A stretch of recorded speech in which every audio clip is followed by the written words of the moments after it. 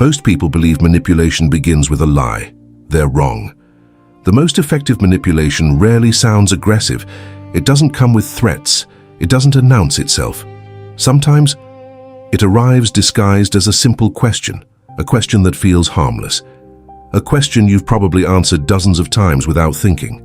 And yet, some of the biggest decisions people regret didn't begin with pressure.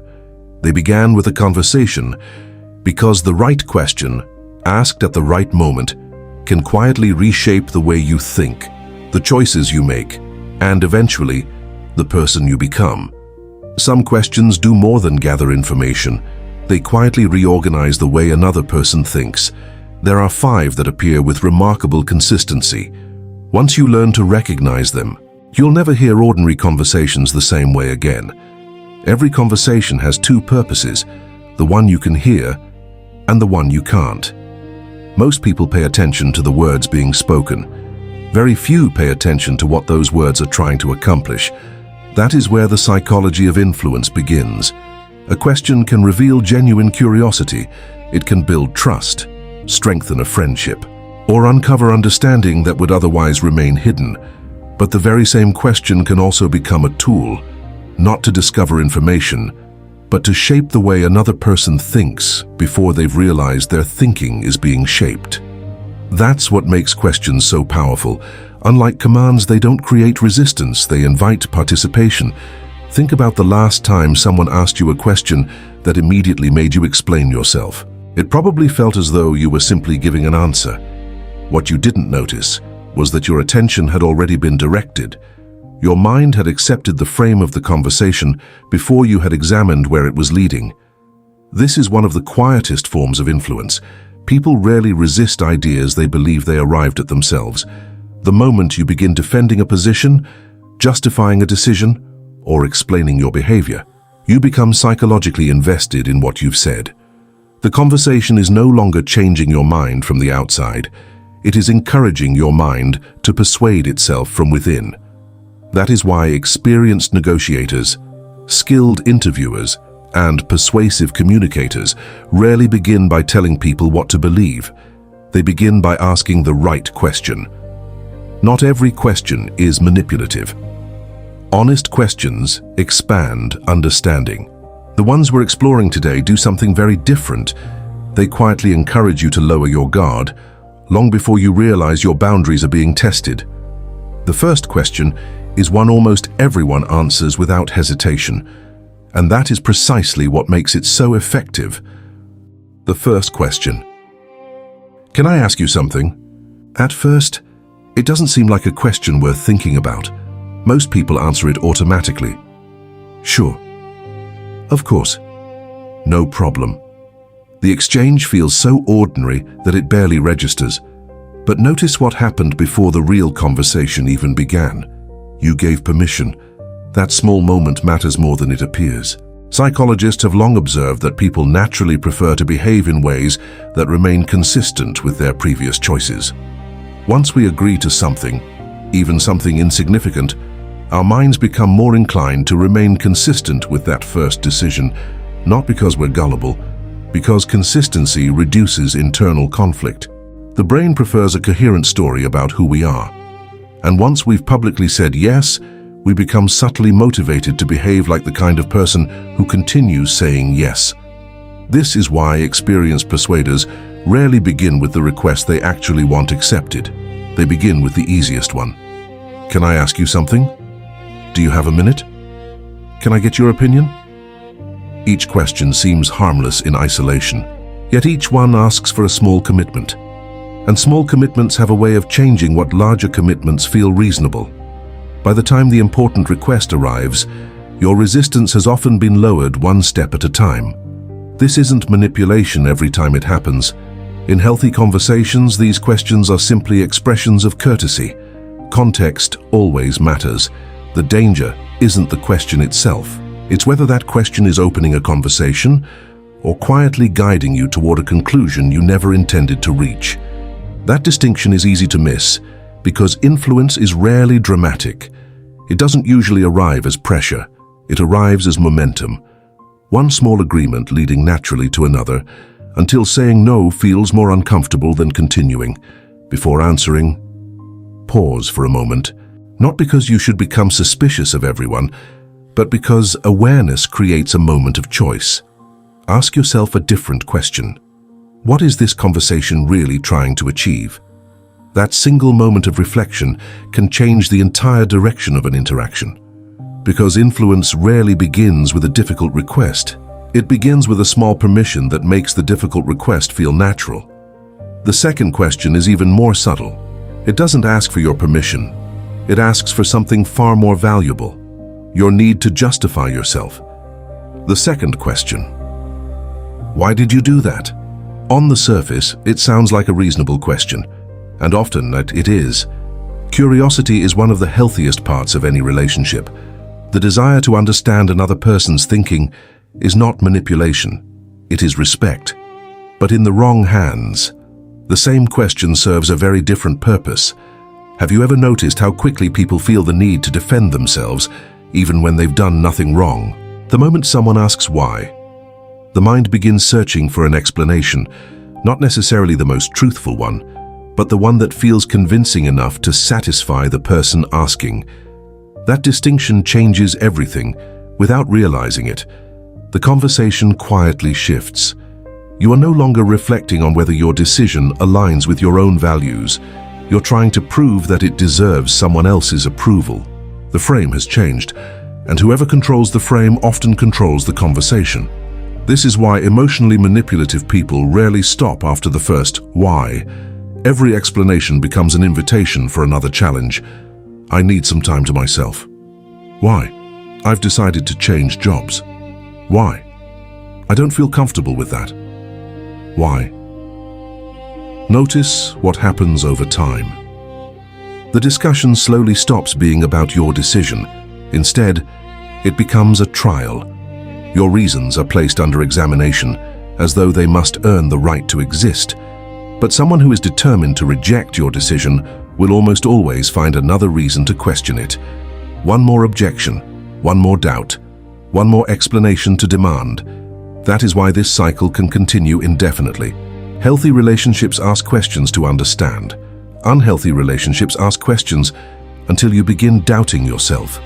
The difference isn't found in the word why, it's found in the intention behind it. Understanding creates clarity. Control creates exhaustion.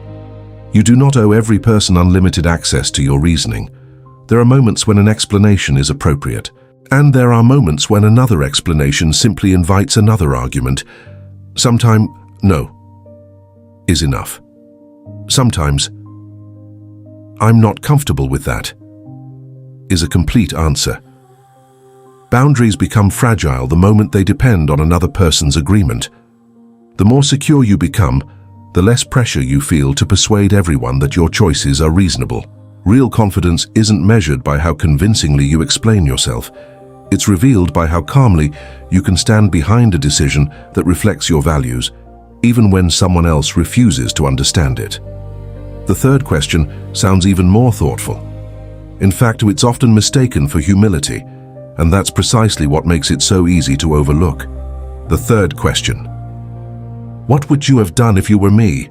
It sounds respectful, almost flattering. Someone appears to value your opinion, and sometimes they genuinely do. Seeking advice is one of the ways people learn. No one sees every angle of their own life. An outside perspective can reveal what emotion often conceals. But there is another version of this question, one that isn't searching for perspective. It's searching for certainty, because certainty is comforting. Responsibility is not. The moment you give someone an answer, something subtle can happen. The emotional weight of the decision begins to shift. If everything works out, your advice is remembered with gratitude. If everything falls apart, that same advice can quietly become the place where responsibility is left behind. This is why wise people are careful when someone asks them to make another person's decision. There is an important difference between offering perspective and carrying responsibility. One expands another person's thinking, the other replaces it. Emotionally mature people understand this distinction.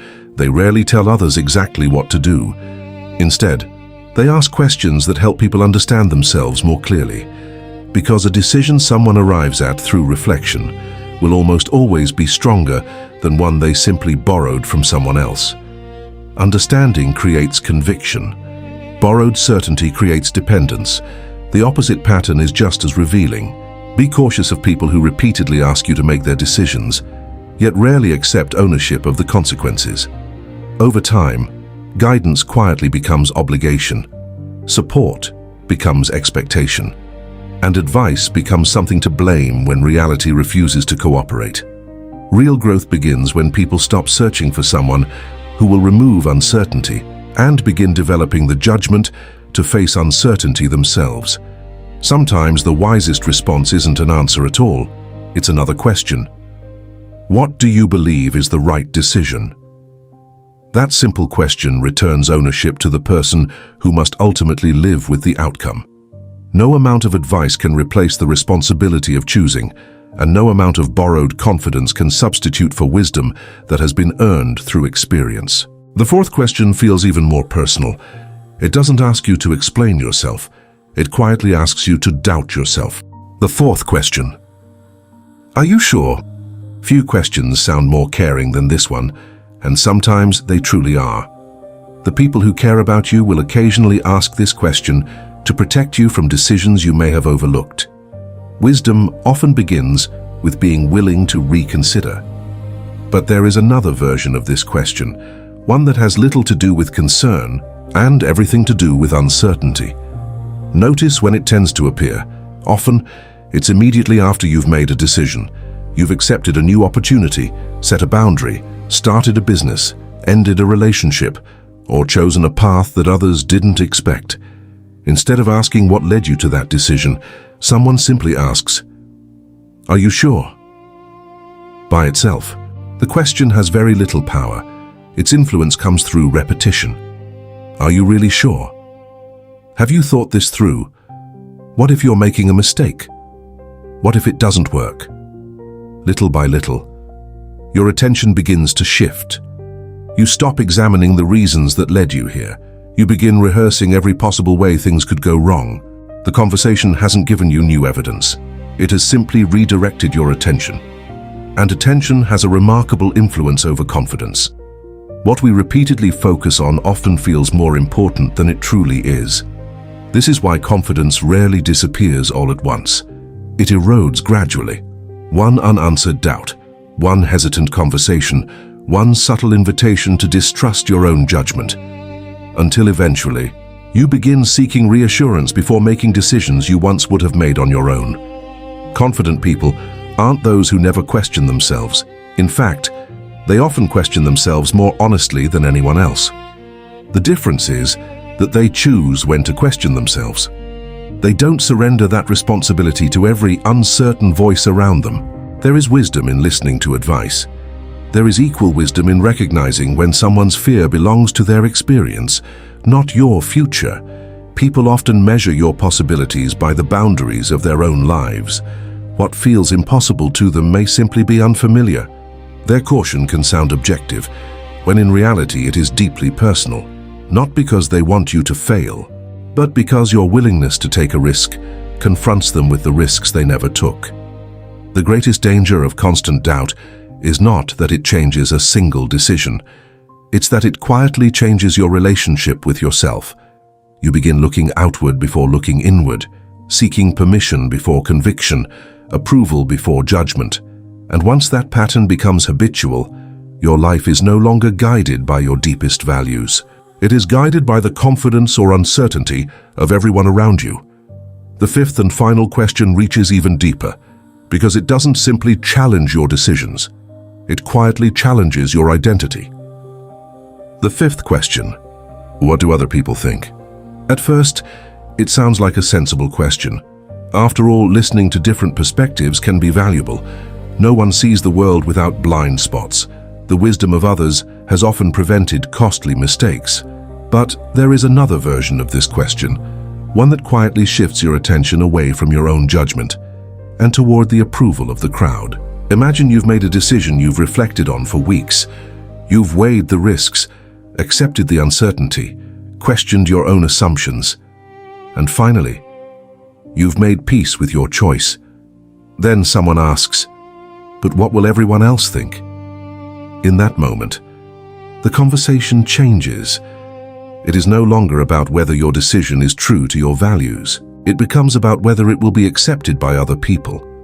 That is a dangerous place to build an identity, because public approval has no finish line. The more you chase it, the further it moves away. And with every step, it asks for another small piece of who you are. Psychologists call this social conformity, the tendency to adjust our beliefs or behavior simply to remain aligned with the group. For most of human history, belonging wasn't just comforting. It was essential to survival. To be rejected by the group often meant facing danger alone. Although the world has changed, the mind still carries traces of that ancient instinct. That is why social approval can feel emotionally urgent, even when it has no logical authority over your decisions. This quiet pressure has persuaded people to remain silent when they should have spoken, to stay where they should have left, to follow crowds they never truly agreed with, not because they lacked intelligence, but because they feared standing alone. The real question has never been whether other people's opinions matter. Sometimes, they absolutely do. The deeper question is whether those opinions have been given more authority than your own principles. Because the moment your identity depends on external approval, other people stop influencing your choices.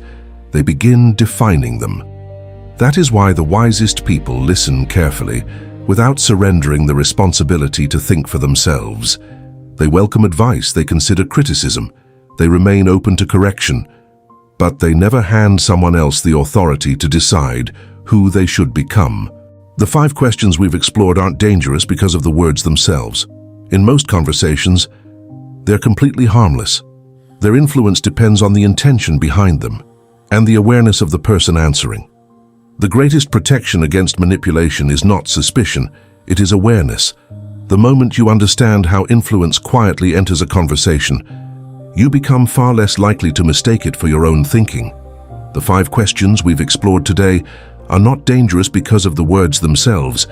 Every one of them can exist inside a healthy conversation. A caring friend may ask them. A thoughtful mentor may ask them. Someone who genuinely wants to understand you may ask them. The words are not the problem. The difference has always been intention. One kind of question expands your thinking. The other quietly narrows it. One invites reflection. The other gradually replaces it. That is why awareness matters. Not because every conversation hides manipulation, but because every conversation leaves something behind. A belief, a doubt, a new perspective, or a way of seeing yourself that wasn't there before. Long before people influence our decisions, they influence what we pay attention to. And attention is where every decision begins. Whatever consistently occupies the mind slowly begins to shape it. This is why manipulation is rarely dramatic. It doesn't usually demand control. It quietly encourages you to surrender it. Not all at once, but one unnoticed conversation at a time. The deepest form of influence is the kind that feels like your own idea. The moment you mistake someone else's frame for your own judgment, you stop examining where your thoughts came from. That is why awareness is more powerful than suspicion. Suspicion teaches you to distrust everyone. Awareness teaches you to observe everything. One isolates you from people. The other keeps you present within the conversation. Real freedom has never meant living without influence. No one does. Every book you read, every conversation you have, every person you admire leaves something behind. The question is not whether your mind will be shaped. It will. The question is whether you'll recognize who is shaping it and whether you'll decide what deserves to remain. Because every question leaves behind more than an answer. It leaves behind a way of thinking. Some conversations expand your understanding, others quietly narrow it. The difference is rarely obvious while you're inside them. That is why the strongest minds are not the ones that have all the answers. They are the ones that pause long enough to examine the questions before they answer them. Before you leave, consider one final question. How many moments in your own life began with a conversation you believed was ordinary, only to realize later that it quietly changed the way you saw yourself? If this documentary changed the way you think about everyday conversations, subscribe to Beyond Average, because our goal isn't to teach you how to control other people. It's to help you understand yourself well enough that no one else quietly does. Think deeper, live intentionally, go beyond average.